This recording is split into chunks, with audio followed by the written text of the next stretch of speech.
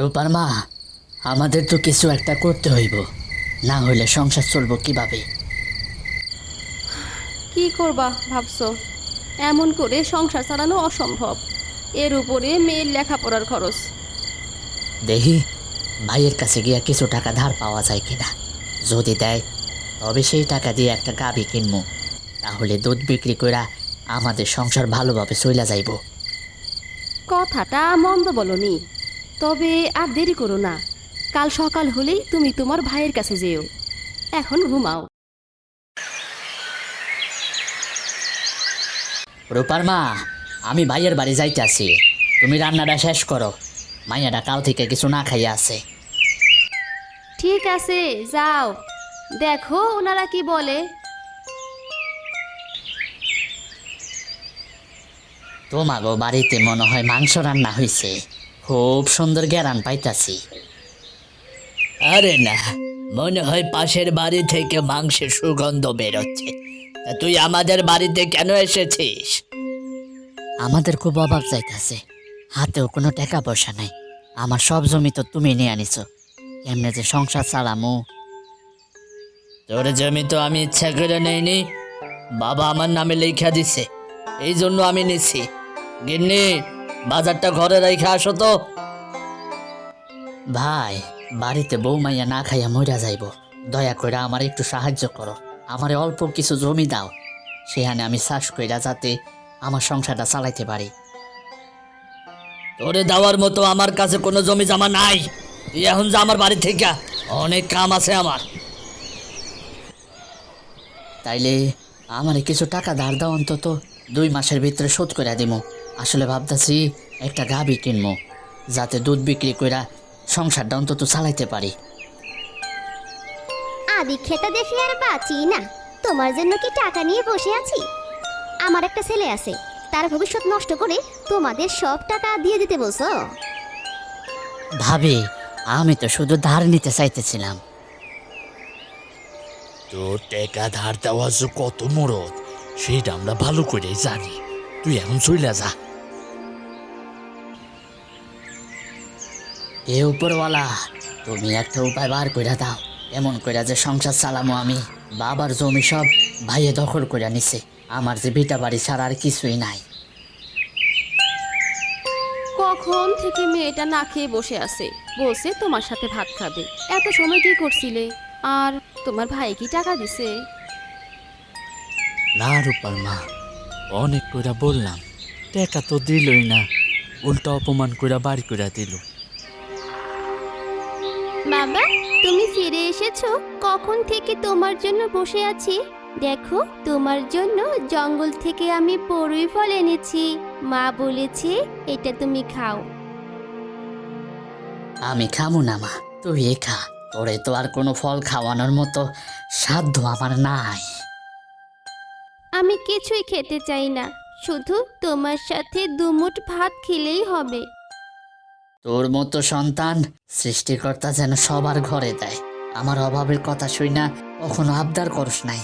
রূপার মা, দুটো ভাত দাও দেখি।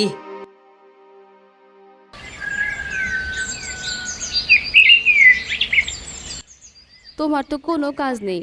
আমি মিনা চাষিদের বাড়িতে কাজ ঠিক করছি। উনি একা মানুষ, সব কাজ একা করতে পারে না, তাই আমারে বলছিল। তুমি একা কেন যাবে মা? আমিও যাব তোমার সাথে, তোমাকে সাহায্য করব। তোকে যেতে হবে না, বাড়িটা দেখিস। বাড়ির পাশে কিছু মরিচের বীজ ছিটাইছিলাম, সেখানে ছোট ছোট চারা হয়েছে। তুই আর তোর বাবা মিলে মরিচের গাছগুলো দেখে রাখিস। ঠিক আছে রূপার মা। মা রূপা, চল।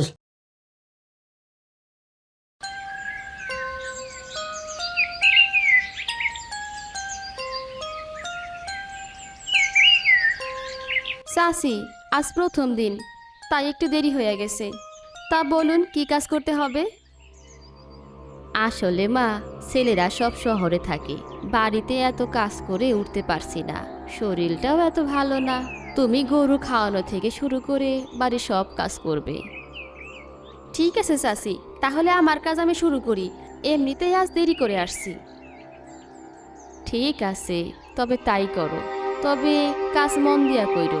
এখন যাও।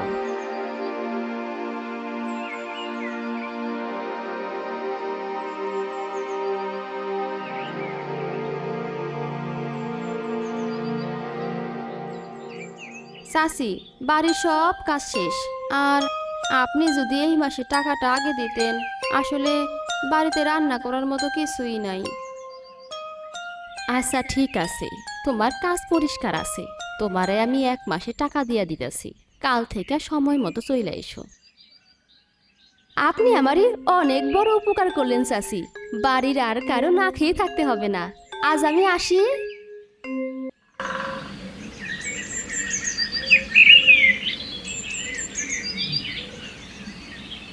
এই নাও, চাচির কাছ থেকে 1 মাসের টাকা আগে নিয়ে নিছি।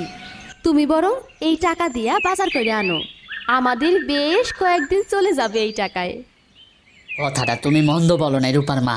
আচ্ছা, আমি বাজার করে আসি।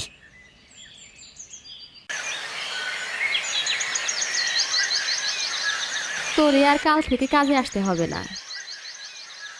কেন চাচি, আমি কি কোনো কাজে ভুল করছি? দয়া কইরা আমারে কাজ থেকে বাইর করে দিবেন না। এবার থেকে সব কাজ ঠিক কইরা করবো।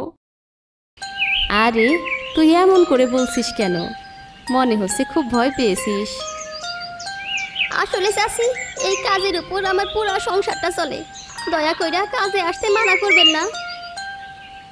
তোর কাজ ভালো মা, কিন্তু শহর থেকে খবর আসছে আমার ছেলে আর ছেলের বউ অসুস্থ।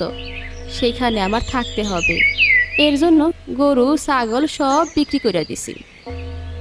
তাহলে আপনি শহরে চলে যাবেন? হ মা, তবে যখন আমি আবার গ্রামে আমু তখন তোরে আবার ডাকবো কাজের জন্য। এখন আমার কাপড় গোছাতে সাহায্য কর।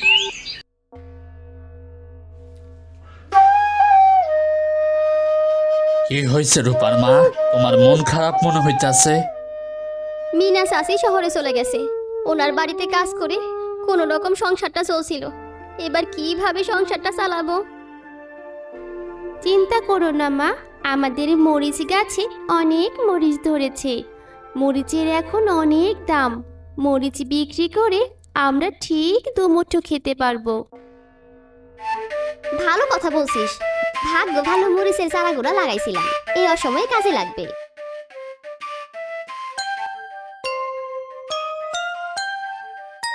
আরে, এদের বাড়ির সামনে তো দেখি অনেক মরিচ গাছ লাগাইছে। মরিচও ধরছে দেখি অনেক। ওরা তাহলে মরিচের কথা বলছিল। বাড়ি যাই, এখন তো মরিচের অনেক দাম। বিক্রি করলে তো অনেক টাকা হবে। তোমার ভাই তো মরিচ লাগাইছে, অনেক মরিচ হয়েছে গাছে। এখন মরিচের তো অনেক দাম। তুমি ঠিকই বলেছো গিন্নি। আমিও দেখেছি মিরাজ ভাইদের মরিচ ভালো জাতের। মিরাজরা মরিচ বিক্রি করলে তো আমাগো মরিচ বিক্রি হইব না। কিছু একটা ব্যবস্থা করতে হবে। চলো, আমি আর তুমি মিল্লা তোমার ভাইয়ের সব মরিচ তুইলা ফেলি, সাথে মরিচ গাছও আনবো। তুমি ঠিকই বলছো, মরিচ আনে শহর যাইব। মরিচ উঠাইয়া শহরে যাবো মরিচ বিক্রি করতে। ওদের মরিচ দেখলে তো চিন্না ফালাইবো। ওদের মরিচ আর আমাদের মরিচ তো আলাদা। রাইতে নিয়ে যামু, কেউ টেরও পাইব না। মরিচ বিক্রি করলে অনেকগুলা টাকা পামু। এখন খাইয়া লও।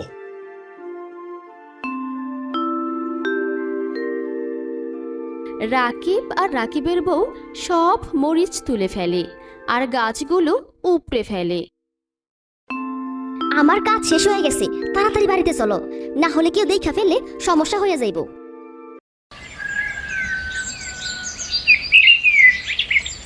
পরের দিন সকালে মিরাজ ও রূপা মরিচ গাছের কাছে আসে। তারা দেখে গাছগুলো সব উপড়ানো। এ কি, কে এমন সর্বনাশ করলো? আমাদের সব মরিচ গাছ উপড়ায় ফেলছে। মরিচ তো একটাও নাই। এত বড় সর্বনাশ কে করলো? বাবা, আমরা কি খাবো? কি আর করার, আমি জঙ্গলে যাই, কাঠ কাটা বিক্রি করবো।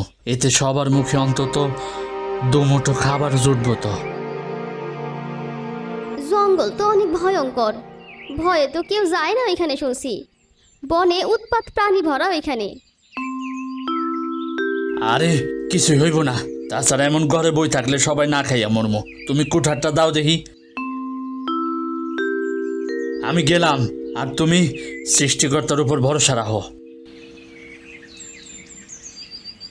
কেমন ভয় ভয় করতেছে জঙ্গলের ভিতর যাইতে। এই জঙ্গলে তো কত বছর ধরে কেউ আসে নাই।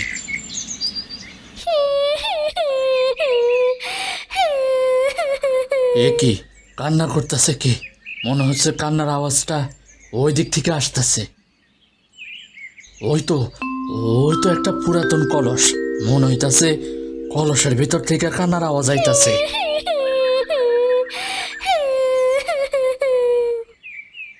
কে কে তুমি? এমন করে কান্না করতেছো কেন? মনে হইতাছে কলসের মধ্যে আছো তুমি। আমি এক অভাগী। এই কলসে অনেক বছর ধরে বন্দি হয়ে আছি। দয়া করে এই কলসের ভেতর থেকে আমাকে মুক্ত করো। আমার যে খুব কষ্ট হচ্ছে।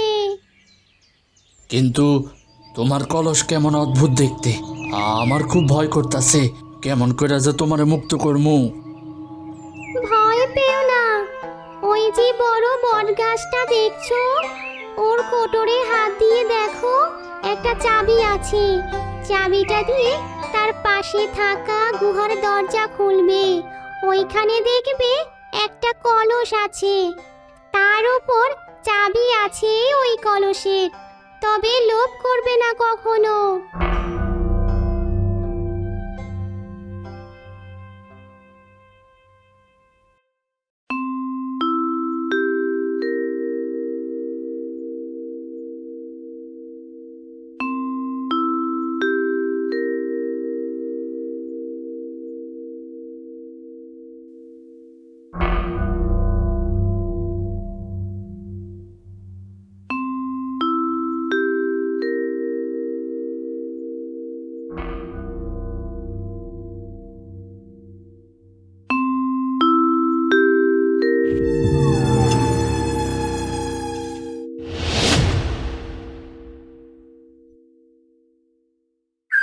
দয়া করে আমারে মারো না, আমি তোমার কোনো ক্ষতি করি নাই।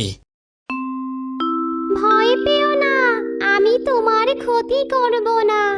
কারণ তুমি লোভ করনি। এখানে যাদের কঙ্কাল দেখছো তারা সবাই লোভী। আমার এখানে যে লোভ করবে তার সর্বনাশ হবে। তুমি দেখেছো গুহার ভেতরে এই কলসগুলোতে সোনা হীরা মুক্ত আছে। সবাই আমাকে মুক্ত করার জন্য গিয়েও সোনা গহনায় লোভ করেছে। সেই সোনা হীরা মুক্তর সাপ হয়ে ছোবল দিয়েছে ওদের। সব কিছুই তো বুঝতে পারছি, আমি লোভ করি নাই। আমি তো তোমারে মুক্ত করছি।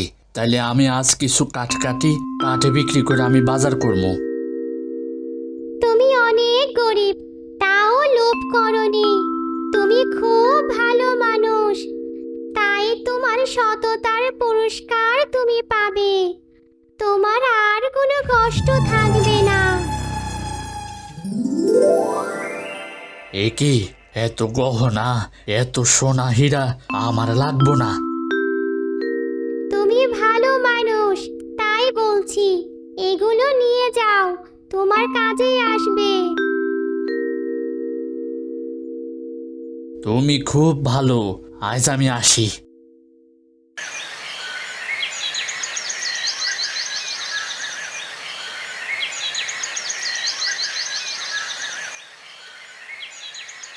এ কি তোর কলসে কি? মনে হইতাছে সোনার মতো চকচক করতাছে। আসলে ভাই, এইগুলা সোনা হীরা জঙ্গলের এক শাকচুন্নি দিছে আমারে। সে কলসির ভিতরে বন্দি ছিল। আমার সততার পুরস্কার এইগুলা। আমার আর কষ্ট করতে হইব না। আমি ধনী হইয়া যামো, গ্রামের গরিব করে সাহায্য করবো। তুই সত্যি বলছস? আমি তোমারে মিথ্যা কেন বলতে যাবো? আমি আসি, সারাদিন না খাইয়া আছি।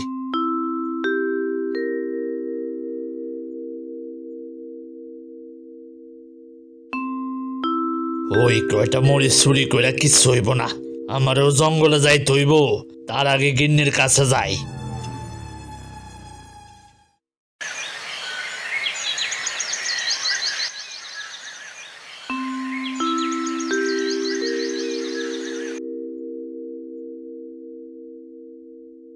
কি বলছো তুমি এইসব?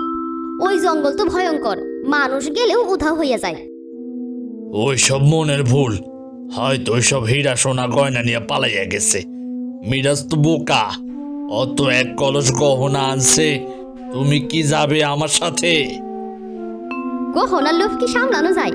চলো তাহলে আমরাও যাই।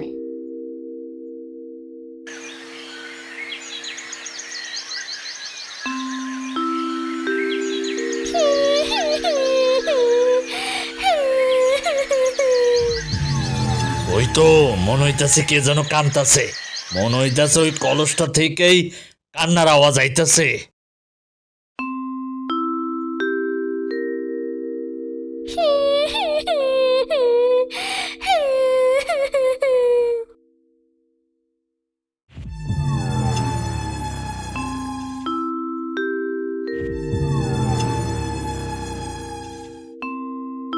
গিন্নি দেখো কত কলস, এখান থেকে 3 কলস নিয়ে চলো, আমরা চলে যাই।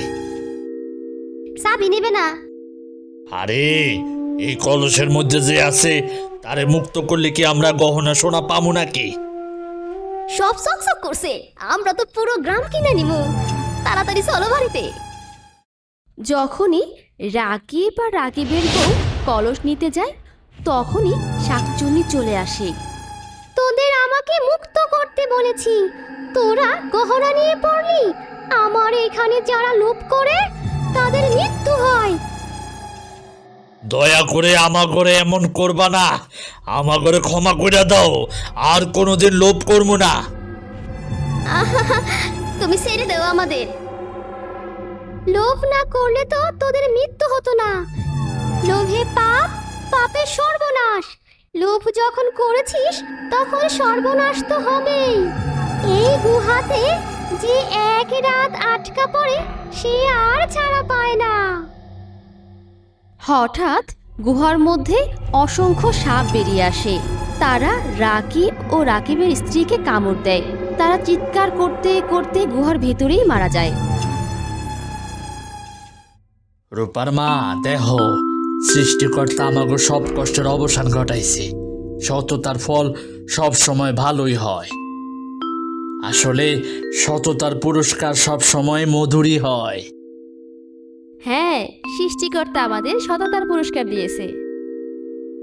অন্যদিকে মিরাজ সোনা হীরা বিক্রি করে ধনী হয়। সে তার পরিবারের সঙ্গে সুখে থাকে। তারা একটি সুন্দর বাড়ি তৈরি করে, গ্রামের গরিবদেরও সাহায্য করে।